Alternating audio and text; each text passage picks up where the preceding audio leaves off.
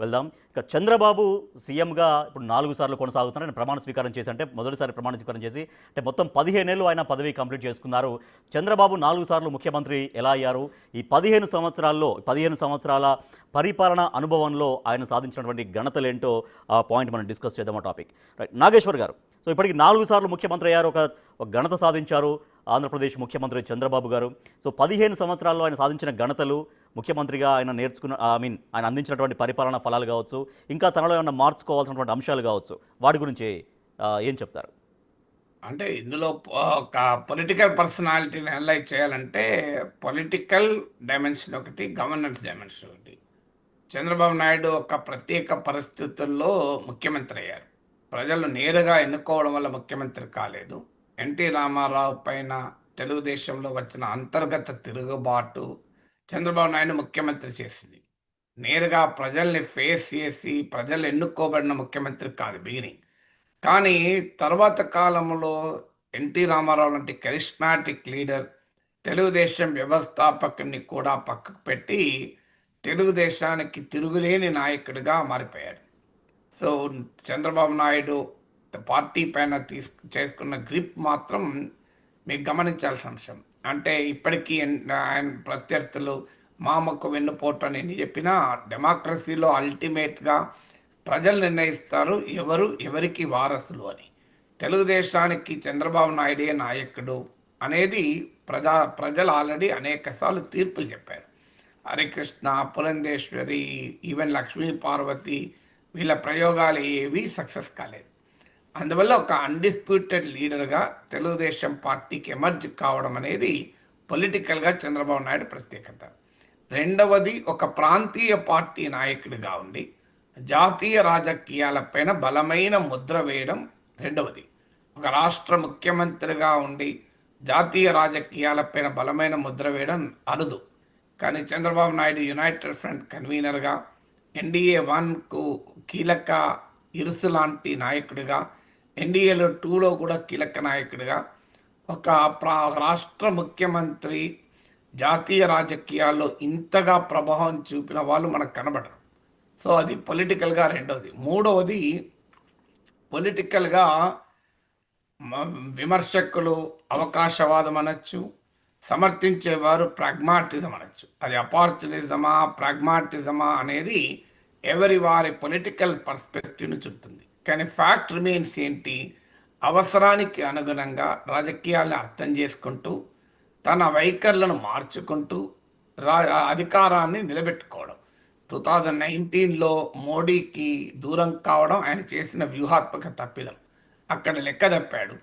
కానీ 2014లో ఒక రకంగా తీవ్రమైన సంక్షోభం ఎదుర్కొన్న సమయం తెలుగుదేశం.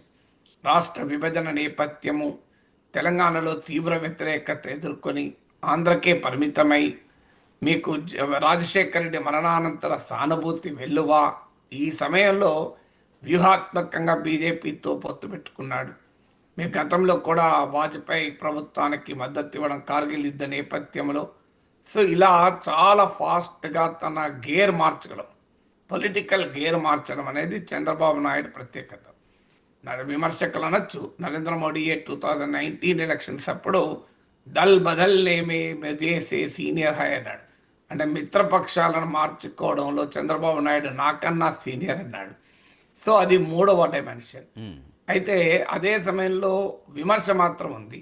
సో ఇండిపెండెంట్గా చంద్రబాబు నాయుడు గెలిచిన సందర్భమే లేదు. ఎవరినైనా కలుపుకొనే గెలవాలి అని. సో ఇండిపెండెంట్గా గెలిచినా కలుపుకొని గెలిచినా గెలిపే కదా. అవునవును. ప్రజాస్వామ్యంలో నీవు మిత్రపక్షాలతో గెలిచావా, స్వయంగా గెలిచావా అన్నది ఇంపార్టెంట్ కాదు, గెలిచావా లేదా అన్నది ఇంపార్టెంట్. సో ఆ రకంగా రాజకీయాలని తనకు అనుకూలంగా మలుచుకోవడంలో చంద్రబాబు నాయుడు ఉన్నటువంటి ప్రత్యేకత.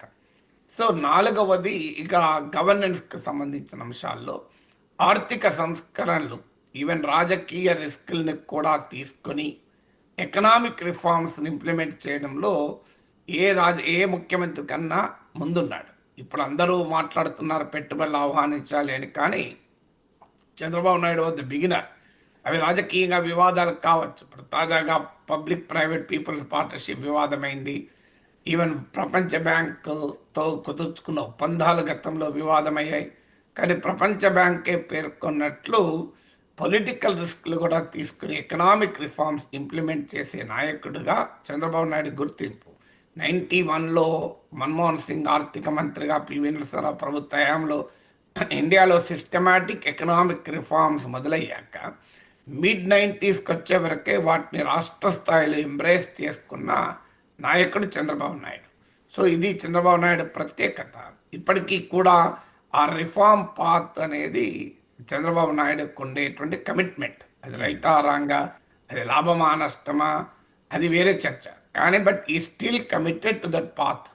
సో అందుకే మీరు గమనించండి, బహుశా ఏ ముఖ్యమంత్రి కూడా ప్రపంచ కార్పొరేట్ రంగంలో, గ్లోబల్ ఫైనాన్షియల్ ఇన్స్టిట్యూషన్స్లో కూడా పాపులారిటీ ఉన్న ముఖ్యమంత్రులు ఉండరు. మీరు వరల్డ్ బ్యాంక్ ఆఫీస్కి వెళ్ళండి, మైక్రోసాఫ్ట్ ఆఫీస్కి వెళ్ళండి, చంద్రబాబు నాయుడు అంటే పేరు చెప్తే గుర్తుపడతారు. నీకు ఏ చీఫ్ మినిస్టర్కి అంత గుర్తింపు ఉండదు. గ్లోబల్ ఫైనాన్షియల్ సర్కిల్స్లో, గ్లోబల్ కార్పొరేట్ ప్రపంచంలో, గ్లోబల్ కార్పొరేట్ మీడియాలో చంద్రబాబు నాయుడుకు ఉన్నటువంటి గుర్తింపు అది. ఐదవది technology and innovation. Chandrababu Naidu ప్రేమించినంతగా ఎవరు కూడా ప్రేమించరు. వాస్తవంగా ఇటీవల నరేంద్ర మోడీ కూడా చెప్పాడు, నేను గుజరాత్ ముఖ్యమంత్రిగా ఉన్నప్పుడు చంద్రబాబు నాయుడు టెక్నాలజీ సావిని చూసి ఇన్స్పైర్ అయ్యేవాడిని అని. సో మనకు ఒకప్పుడు మనం గమనించండి, ఈ సేవ పెట్టినప్పుడు చాలామంది ఎబ్బెట్టుగా మాట్లాడిన వాళ్ళు ఉన్నారు. ఈ గవర్నెన్స్ అని చంద్రబాబు చెప్పినప్పుడు ఎబ్బెట్టుగా మాట్లాడిన వాళ్ళు ఉన్నారు. అవును. ఇంజనీరింగ్ కాలేజీలను పెద్ద ఎత్తున ప్రైవేట్ రంగంలో ప్రారంభించినప్పుడు తీవ్ర విమర్శలు ఎదుర్కొన్నాడు. కానీ హైదరాబాద్ నగరాన్ని ఇన్ఫర్మేషన్ టెక్నాలజీ అడ్డాగా మార్చడంలో చంద్రబాబు నాయుడు ఒక ప్రత్యేక పాత్ర. గ్లోబల్ డెస్టినేషన్గా హైదరాబాద్ను మార్చడం, బిల్ క్లింటన్ నుంచి బిల్ గేట్స్ వరకు హైదరాబాద్కు తీసుకొచ్చినటువంటి వైనం కానీ. సో ఇప్పటికీ కూడా ఏ ముఖ్యమంత్రి మాట్లాడని క్వాంటమ్ టెక్నాలజీ గురించి చంద్రబాబు నాయుడు మాట్లాడుతున్నాడు. మీరు show me any chief minister ఇంతవరకు మీకు quantum technology, artificial intelligence, data centres, ఇలాంటి టాపిక్, ముఖ్యంగా క్వాంటమ్ టెక్నాలజీ, ఆర్టిఫిషియల్ ఇంటెలిజెన్స్ అనేది మాట్లాడుతున్నారు.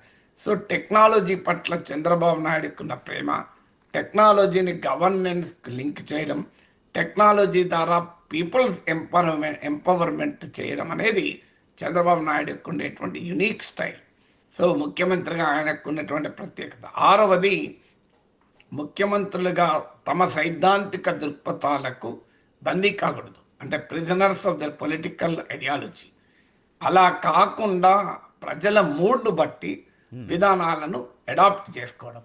ఇది కూడా విమర్శకులు విమర్శించవచ్చు అపార్చునిజం అని, but that shows political survival instincts అంటారే. సో అందువల్ల మీకు పొలిటికల్ సర్వైవల్ ఇన్స్టింక్ట్స్ చూడండి. మీరు ఒకప్పుడు వెల్ఫేర్ స్కీమ్స్కు చంద్రబాబు నాయుడు పూర్తి విరుద్ధం. మీకు 2004లో ఉచిత విద్యుత్తు రాజశేఖర రెడ్డి ప్రామిస్ చేస్తే బట్టలు ఆరేసుకోవడానికి ఉపయోగపడుతుంది కరెంట్ తీగలు అని చెప్పి విమర్శించారు. ఇప్పుడు అదే చంద్రబాబు నాయుడు సూపర్ 6 అంటూ పెద్ద ఎత్తున క్యాంపెయిన్ చేస్తున్నాడు, అమలు కూడా చేస్తున్నాడు. అవును. ఇంకో కొన్ని అమలు కాకపోవచ్చు కానీ ఓవరాల్గా అమలు చేస్తున్నాడు. అవును. అంటే పొలిటికల్ సర్వైవల్ ఇన్స్టింక్ట్స్ అంటారు. సో ప్రజల మూడ్ను బట్టి తన పాలసీస్ను అకామిడేట్ చేసుకోవడం, అడాప్ట్ చేసుకోవడం, అవసరంగా మార్చుకోవడం అనేది ప్రత్యేకత. సో అందువల్ల ముఖ్యమంత్రిగా టెక్నాలజీ రంగంలో చంద్రబాబు నాయుడు చూపిన దార్శనికత డెఫినెట్గా అభినందనీయము. ప్రతి నాయకునికి పాజిటివ్ ఉంటుంది, నెగిటివ్ ఉంటుంది, విమర్శించే అంశాలు ఉంటాయి, అభినందించే అంశాలు ఉంటాయి.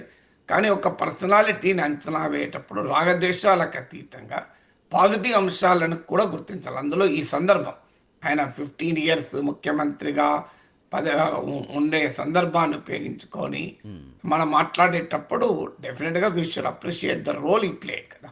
రైట్. ఎస్, ఇక సీఎంగా 15 ఏళ్ళు కంప్లీట్ చేసుకొని విజయవంతంగా తన ప్రయాణాన్ని కొనసాగిస్తున్నారు ఆంధ్రప్రదేశ్ ముఖ్యమంత్రి చంద్రబాబు నాయుడు. అయితే టెక్నాలజీని జోడించి అనేక పరిపాలనా సంస్కరణలు తీసుకొచ్చి పరిపాలనా ఫలాల్ని ప్రజలకు అందించారని చెబుతున్నారు ప్రొఫెసర్